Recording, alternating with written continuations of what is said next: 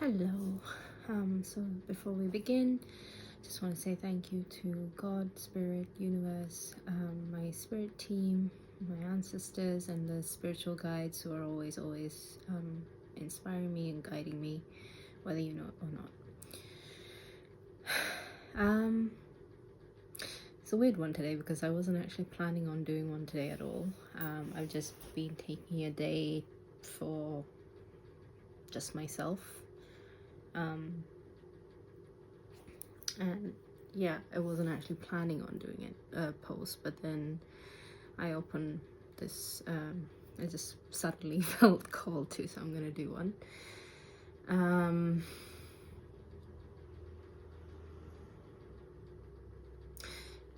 It's weird.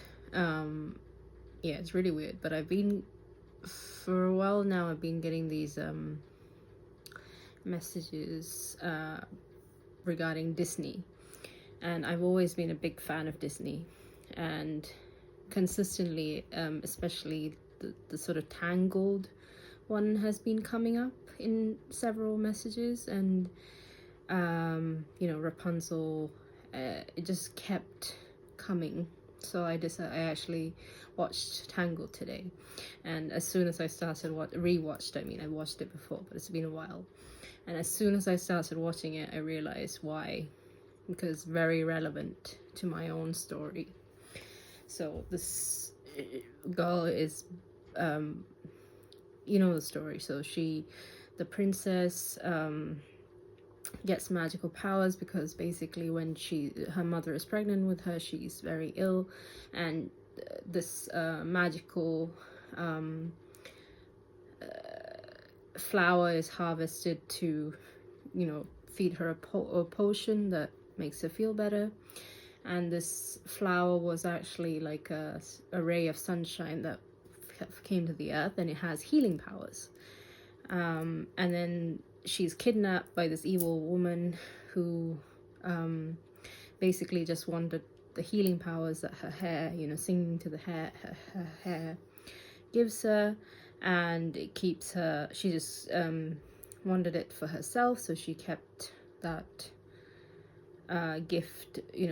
She kidnapped the princess from her parents and trapped her in a tower. And the worst thing is, if she had imprisoned her, maybe that might have given her a fighting chance. But what she does is emotionally manipulate her into believing that she's the mother, and that she's doing all of this for her own protection. Like she creates this whole narrative of why the world is a selfish and cruel place, and this is all for your protection. And all of that just resonates so much with kind of what happened to me as well, and I think that's why I was guided to watch it. But in general, like thinking about Disney in general, because this is not the only one reference I've had. There's also I've been getting messages about Ariel in the Little Mermaid, which I do want to rewatch again. It was always one of my favorites. But the whole thing about her, for her to gain human legs so that she can pursue the man she loves, she has to give up her voice. And the whole thing about giving up the voice as well, that also resonated with me, because I have been encouraged again and again and again to use my voice, to put my voice out there, because I've been told that my voice has healing powers, that people feel like my touch does as well, like hugging people, just the whole, my presence, my touch, but also my voice apparently has healing powers. I don't know if that's true. I don't know what you guys think. This is just what I've been told from spirit, through other spiritual guides who are listening to spirit and giving me messages, downloads and stuff to tell me this. Because for me to, it was, now I'm better at it, I've gotten used to it, but it was really, really difficult for me to take that first plunge to start doing these videos, because I've never been comfortable in front of a camera. And constantly I've been having trouble with my sorry, I'm not sitting at a desk like I usually do, because this was just completely unexpected. I wasn't going to do this. I wasn't planning it.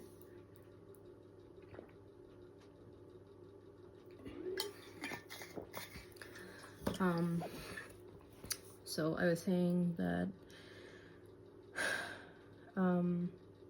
yeah, so it was really like I was told multiple times, put my voice out there, put my voice out there. And also I have difficulties with my throat chakra that is only just now clearing up. And me speaking up, you know, making these videos regularly is helping with that, because it's helping me and it's helping other people also, I've been told. And also there's been so many efforts to suppress my voice in general, you know, to make me feel like my opinions are not valid, that I should be seen and not heard, all that BS. And I've also been encouraged to sing, hum, and you know, I used to like I used to sing just in the shower or just generally, but I've always felt self-conscious, because that's another thing. Like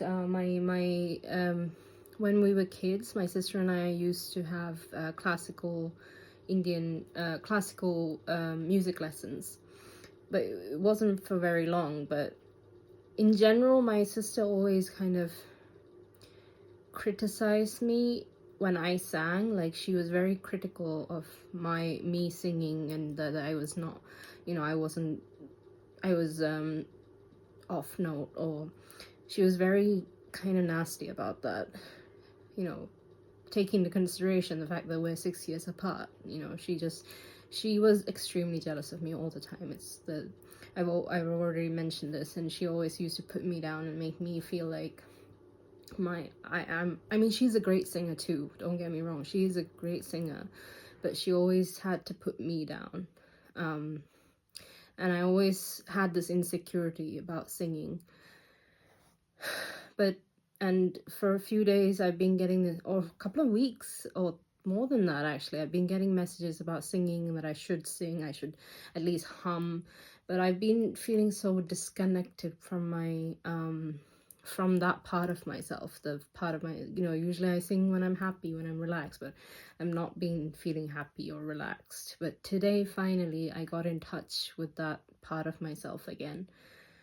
I actually found myself, and actually watching Tangled, I helped with that, because that song that they sing,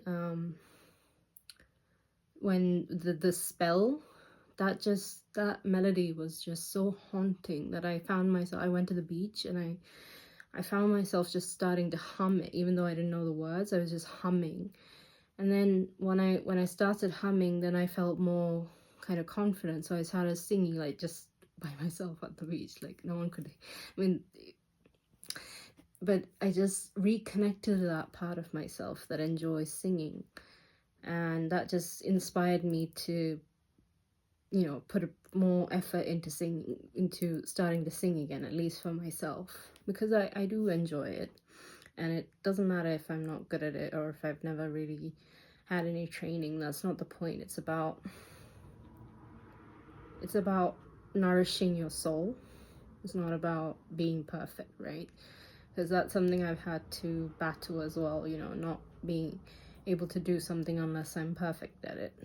That's something I've been like told kind of by spirit a lot, that I shouldn't, I don't have to be perfect to make a start. So I've been working on that too. And I'm really happy that I started to find joy in singing and humming again, because that's a part of myself I felt disconnected from for a while. So that's one thing. Sorry, this is a bit of a rambling one, because like I said, I didn't really plan to do a video today. Another thing, yeah, going back to so what I was saying is that from the beginning, my voice, there's been a kind of target on my voice, and also my insecurity, you know, that things have been done to target me in the sense of insecurities. Also, for a while last year, after I got sick, and then I lost my voice for a while. So I think that was also quite significant, because last year was when I was starting to wake up, when I was starting to, I think, overcome a lot of the black magic and a lot of the toxic patterns of belief that I had about myself, including self-esteem problems, that you know, I realized the narratives that I'd built in my head, which was largely about what other people said about me versus what I actually am and who I am. You know, that kind of, I was starting to wake up, and that's when I was targeted. My voice specifically was targeted. So that's why I'm making a very concentrated effort to continue to post these videos where I'm actually talking, rather than just typing stuff, which I feel a lot more comfortable with. Although I'm happy to say now I'm much, like, the first few posts were more difficult, but now I'm better at this, just, you know, opening the camera and talking. I mean, I never thought I'd be able to do something like this without any planning, without, you know, having something written out and rehearsed. This is very, very new for me to do this kind of thing.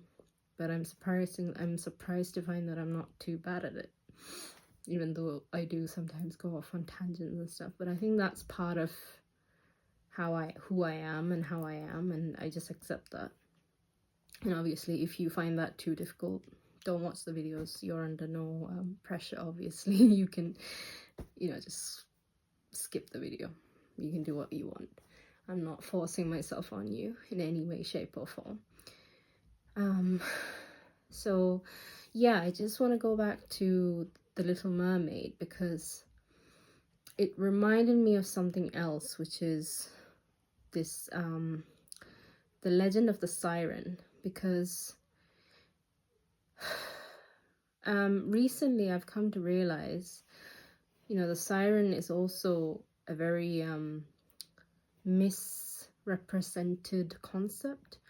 Because I think, like, I didn't know this, but what I thought what sirens were that they were evil beings who basically sang and showed these illusions to lure ships and sailors to their death, to the rocks, for them to die.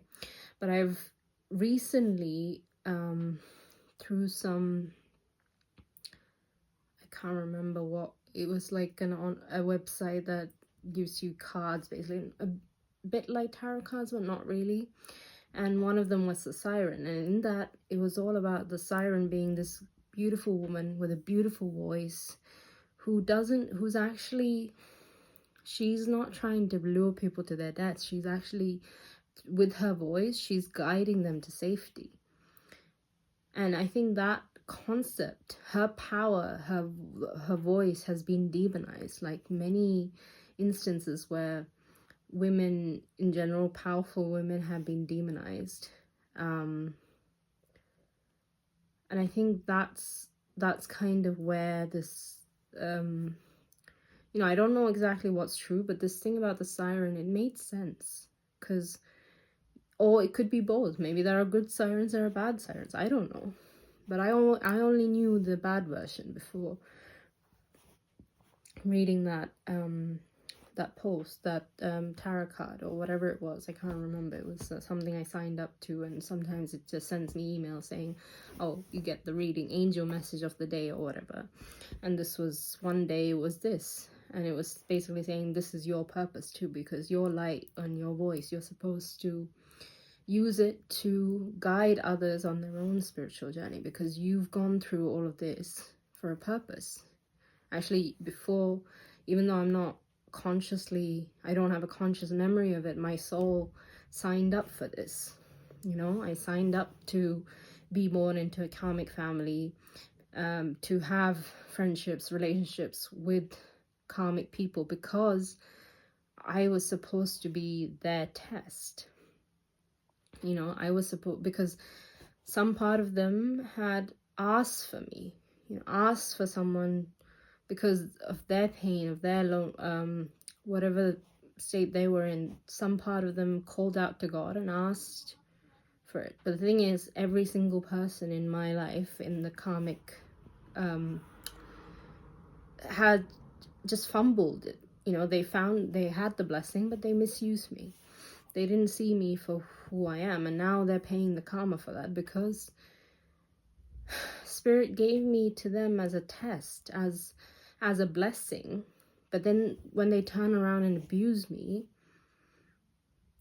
Spirit's not going to be okay with that, because I'm a light worker. I'm one of the chosen ones. I'm here to do important work for him. I'm supposed to let him work through me. And that's what I've signed up for. I just didn't know it, but all my life I've been doing that. I've been sort of the bait or the test.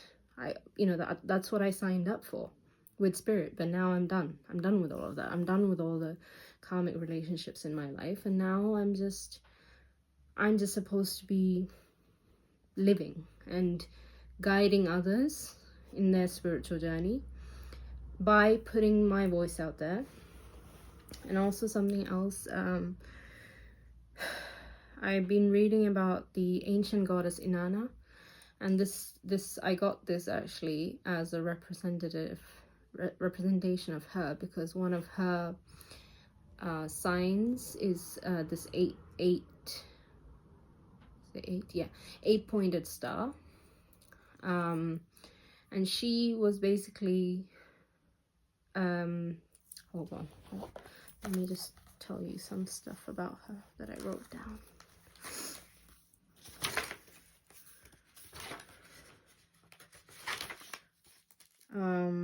Actually, I was led to her from this. So I saw a Facebook post about lapis lazuli and this sisterhood and how it's deeply spiritual, and it's actually the stone of Virgin Mary, which actually resonated with me as well, because I've been sort of given messages that I'm actually part of her lineage, as well as Christ consciousness, Virgin Mary, all of that. Sort of that kind of, I guess, explains my pull towards Christ. It's also the stone stimulates the third eye chakra to enhance intuition and spiritual awareness. It's a stone of serenity and peace. It's also represents royalty and divine connection. Again, that resonates with stuff I've been told. It shields from negative energy, sanctuary of serenity and peace. And apparently it's a stone that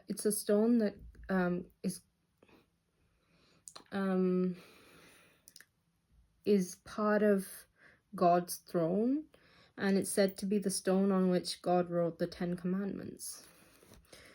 I also resonate, actually I'll talk about that later, but basically it's highly related to Inanna. She's a Sumerian goddess of love.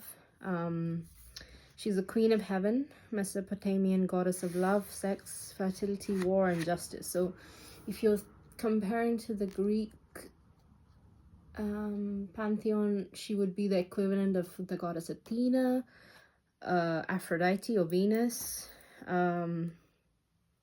Yeah, those two goddesses kind of combined into one. She's also called Ishtar, which is the East Semitic version, and kind of that star thing comes in there as well. She actually she's associated with the planet Venus. She's known as the morning and evening star. She's really powerful, dynamic, challenges patriarchal structures and defies social norms.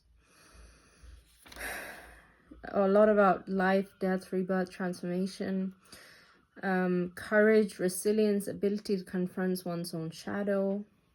Also sort of feminist spirituality, goddess spirituality, female empowerment, sexuality, transformation. She's worshipped in 3 different forms: one morning, evening, and then the princely form. And it kind of reminds me of the goddess Mugambiga in India, who she's kind of basically the similar thing, like goddess of the heaven. She's the supreme deity, or represents the supreme deity, and every, like, in the morning and evening and morning, afternoon, evening, she takes on a different form. So you worship her in a different form. Like there's 3 principal forms of her. There's goddess Parvati, who's like the goddess of motherhood, and she's the ultimate wife. So kind of Hera. I don't know if you say Hera or Hera. I don't know how to pronounce it properly, from the Greek pantheon. Then there's goddess Lakshmi, who's the goddess of wealth. Is there a goddess of wealth in the... I don't think in the Greek. I'm not familiar. And then the goddess Saraswati. She's the goddess of wisdom and education. So I think that would be Athena again, right? Yeah, Athena again. Yeah, so that kind of just really resonated with me. Yes, so something really interesting about her is that she was committed to... Hold on, where did I write that down properly?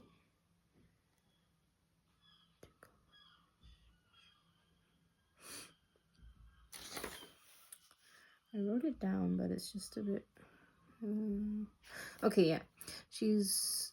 No, that's someone else. Never mind. Blah, blah, blah, blah, blah.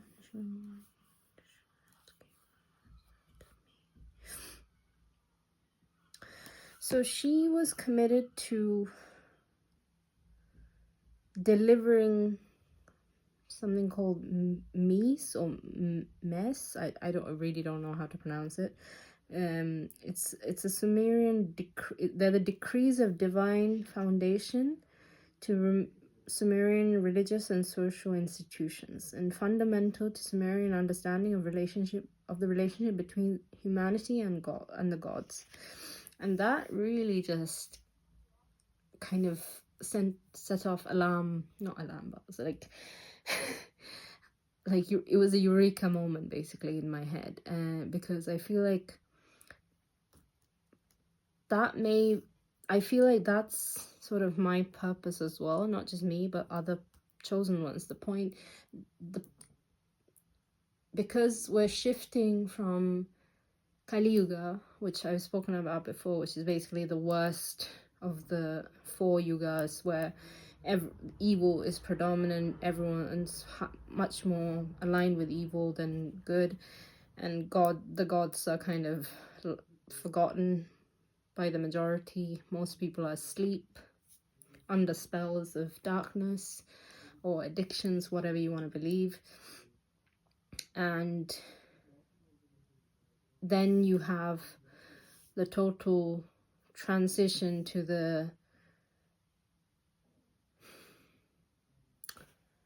Sattva Yuga, which is the best, where everyone is the closest as possible to God.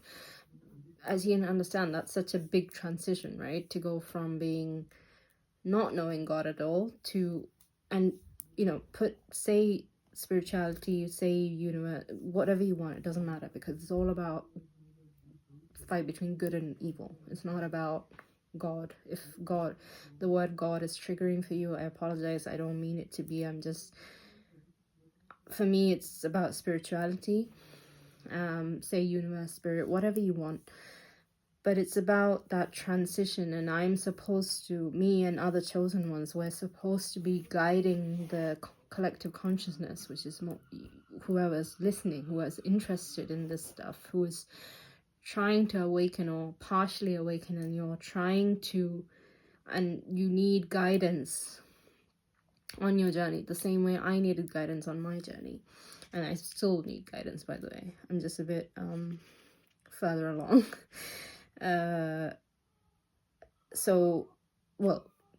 Comparatively, so there are some people who are much far ahead of me. So it's about like, I think that is the role that we have, to bridge the gap between humanity and the gods, because the gods are forgotten by the vast majority. And it's even like spirituality has become something to be laughed at rather than something to be believed in. And even believing in it and speaking openly about it gets the kind of, I don't know, I'm sure I've been laughed at for that. I've been told that I've been laughed at and mocked because of my spirituality, and I don't really care. I used to care, but now I don't, because now I only really care about what I've just got to a stage, a very healthy place, where the only opinion of me that matters to me is my opinion and God's opinion. No one else's opinion really matters to me anymore.